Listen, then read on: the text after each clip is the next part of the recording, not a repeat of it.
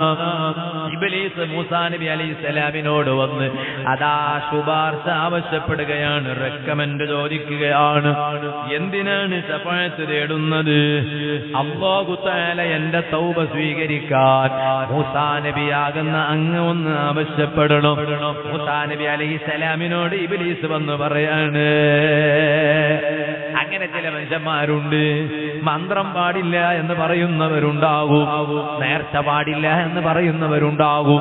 ഡോക്ടർമാരെല്ലാം കൈവിട്ടാലോ, ഇനി മന്ത്രായാലും കുഴപ്പമില്ല, നേർച്ച ആയാലും കുഴപ്പമില്ല, അസുഖം മാറി കിട്ടണോ എന്ന് കരുതിയിട്ട് മന്ത്രിപ്പിക്കാൻ വരുന്ന ചില മന്ത്രത്തെ വിരോധിക്കുന്ന ആളുകളുണ്ട്. ഇരിക്കട്ടെ, ഞാൻ പറഞ്ഞു വന്നത് മൂസാ നബി അലൈഹിസ്സലാമിനോട് ഇബ്ലീസ് പറയാണ്, അല്ലാഹു തആല എന്റെ തൗബ സ്വീകരിക്കുന്നില്ലല്ലോ, എന്റെ തൗബ സ്വീകരിക്കാൻ വേണ്ടി അല്ലാഹുവിനോടൊന്ന് ശഫാഅത്ത് ചെയ്യുമോ? അപ്പോഴാണ് അല്ലാഹു തആല മൂസാ നബി അലൈഹിസ്സലാമിനോട് പറഞ്ഞു, യാ മൂസാ, മൂസാ നബിയെ, ആദം നബി അലൈഹിസ്സലാമിന് ജീവിതകാലത്ത് സുജൂദ് ചെയ്യാത്തവനല്ലേ ഇബ്ലീസ്? എന്ന് ആദം നബി അലൈഹിസ്സലാമിന്റെ ഖബറിന് പോയി സുജൂദ് ചെയ്യാൻ പറയുമോ?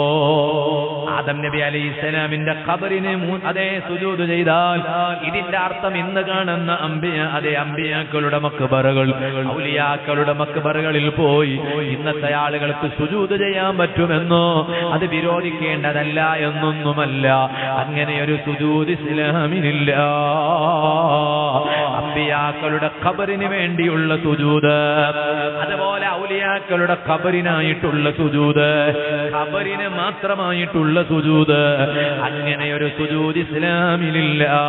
അത് വിരോധിക്കപ്പെട്ടത് തന്നെയാണ്. പക്ഷെ അല്ലാഹ് പറയുന്നു മൂസാ നബിയോട് അലൈഹിസ്സലാം, ഇബ്ലീസിനോട് പറയണം, ആദം നബി അലൈഹിസ്സലാമിന്റെ ഖബറിന് സുജൂദ് ചെയ്താൽ എന്നാ പിന്നെ നമുക്ക് ആലോചിക്കാം. ഇബ്ലീസിന് ദേഷ്യം വന്നുപോയി. ഉടനെ ഇബ്ലീസ് എന്താ പറഞ്ഞത്? ലം അസ്ജുദ് ലഹു ഹയ്യൻ ഫകൈഫ അസ്ജുദ് ലഹു മൈതാ. ജീവിതകാലത്ത് ഞാൻ സുജൂദ് ചെയ്തിട്ടില്ലല്ലോ, ഇപ്പൊ എങ്ങനെയാണ് മയ്യിത്തായി കിടക്കുമ്പോൾ ആദം നബി അലൈഹിസ്സലാമിന്റെ ഖബറിന് സുജൂദ് ചെയ്യുന്നത്? അതുകൊണ്ട് എന്നെ കിട്ടൂല. പക്ഷേ മൂസാ നബിയെ, നിങ്ങളോട് എനിക്കൊരു കടപ്പാടുണ്ട് കേട്ടോ. എന്തേ കടപ്പാട്? നിങ്ങളോട് ഞാനൊരു കാര്യം ആവശ്യപ്പെട്ടപ്പോൾ, ഒരു റിക്വസ്റ്റ് നടത്തിയപ്പോ നിങ്ങളത് ചെയ്യാൻ ശ്രമിച്ചതാണല്ലോ, അള്ളാഹുവിനോട് ചോദിച്ചതാണല്ലോ. അതുകൊണ്ട് നിങ്ങളോട് എനിക്കൊരു കടപ്പാടുണ്ട്. ഞാൻ നിങ്ങൾക്കതാ 3 കാര്യങ്ങൾ പറഞ്ഞു തരാം. ആ 3 സന്ദർഭങ്ങളിൽ എന്നെ നിങ്ങൾ ഓർത്താ മതി. നിങ്ങൾക്ക് നാശമില്ല. നിങ്ങൾ മാത്രമല്ല, ഏതൊരാളും 3 സന്ദർഭങ്ങളിൽ എന്നെ കുറിച്ചൊന്ന് ചിന്തിച്ചാൽ ആ സന്ദർഭങ്ങളിൽ അവിടെ കളിക്കുന്നത് ഇബ്ലീസാകുന്ന ഞാനാണ് എന്ന് അവർ മനസ്സിലാക്കിയാൽ അവർക്കൊരിക്കലും നാശമുണ്ടാകൂല. ഏതാണ് 3 സന്ദർഭങ്ങൾ? ഇബ്ലീസ് മൂസാ നബി അലൈഹിസ്സലാമിന് പറഞ്ഞു കൊടുക്കുകയാണ്.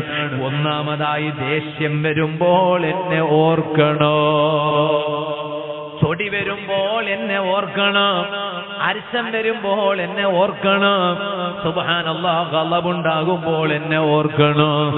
എന്തേ കാരണം? അവിടെ ഞാൻ കളിക്കാൻ നോക്കും, നന്നായി കളിപ്പിക്കും അവിടെ. അതുകൊണ്ട് തന്നെ നന്നായി, അതാ ഒരാൾക്ക് ദേഷ്യം വരുന്നുണ്ടോ, അവിടെ ഞാനുണ്ട്. നല്ല കാര്യത്തിനല്ല ദേഷ്യം വരുന്നത്.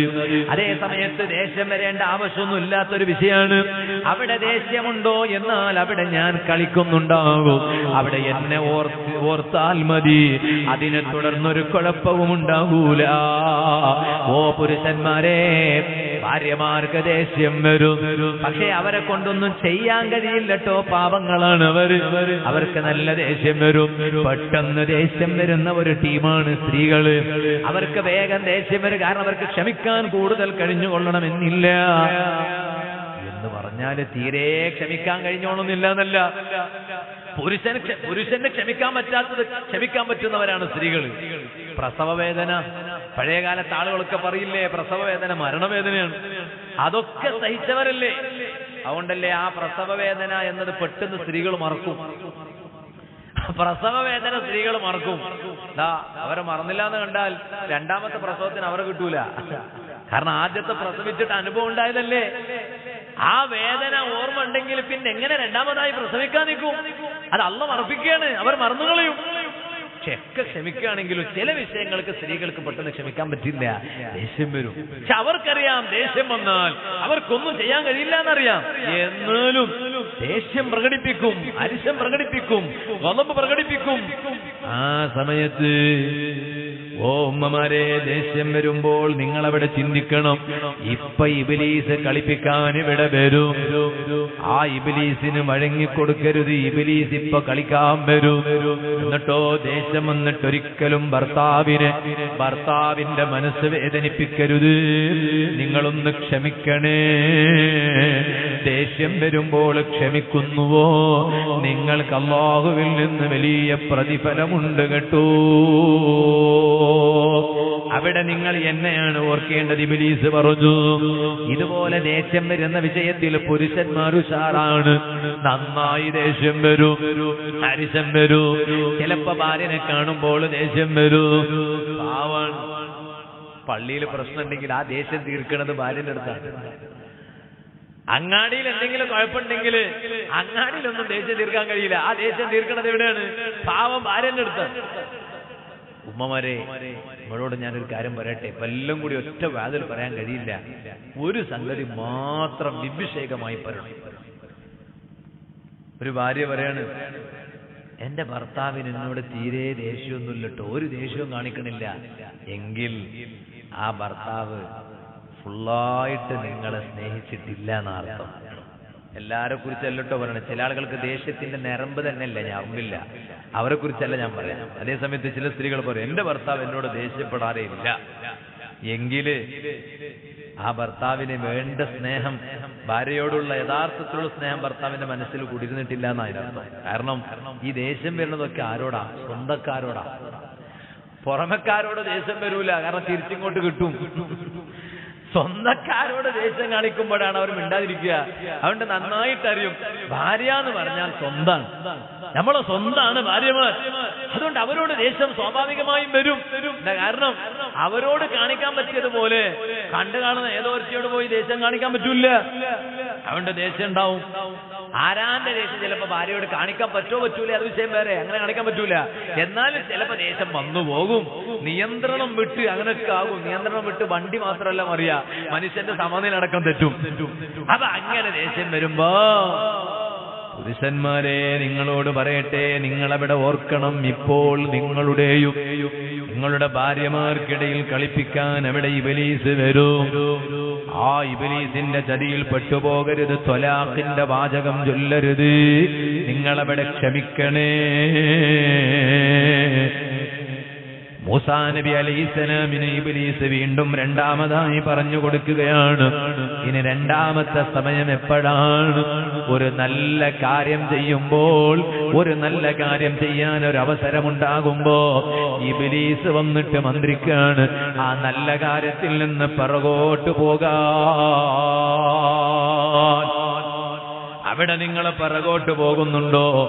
ഇബ്ലീസ് കളിക്കുന്നു എന്ന് ചിന്തിക്കണം. രണ്ടാമതായി എന്നെ ഓർക്കേണ്ട സമയം അതാണ്. ഇത് പറഞ്ഞതിന് ശേഷം മൂന്നാമതായി മൂസാ നബി അലൈഹിസ്സലാമിനോട് ഇബ്ലീസ് പറഞ്ഞു കൊടുക്കുകയാണ്, വഹീന തുജാലിസു ഇംറഅതൻ അജ്നബിയ്യ, അന്യ പെണ്ണിരിക്കുന്ന സമയമില്ലേ?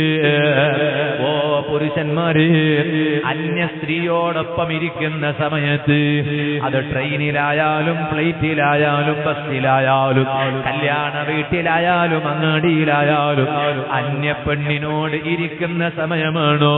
അവിടെ ഇബ്ലീസ് നിങ്ങളോടൊപ്പം ഉണ്ടാകുമെന്ന് നിങ്ങൾ ചിന്തിക്കണം. കാരണം ഇബ്ലീസ് മൂസാ നബി അലൈഹിസ്സലാമിനോട് പറഞ്ഞു കൊടുക്കുകയാണ്, ഫഇന്നീ റസൂലുഹാ ഇലൈക വറസൂലുക ഇലൈഹാ. അവിടെ കുതന്ത്രം കളിക്കുന്നവൻ ഞാനായിരിക്കും. അതുകൊണ്ട് കരിവിന്റെ പരമാവധി അന്യ പുരുഷനും അന്യ സ്ത്രീയും ഒറ്റക്ക് ഇരിക്കുന്ന ഒരവസ്ഥയുണ്ടാകാൻ പാടില്ല. അവിടെ മൂന്നാമതായി വഴിപെടപ്പിക്കാൻ ഇബ്ലീസ് ഉണ്ടാകുമെന്ന് മുഹമ്മദുർ റസൂലുള്ളാഹി സ്വല്ലല്ലാഹു അലൈഹി വസല്ലം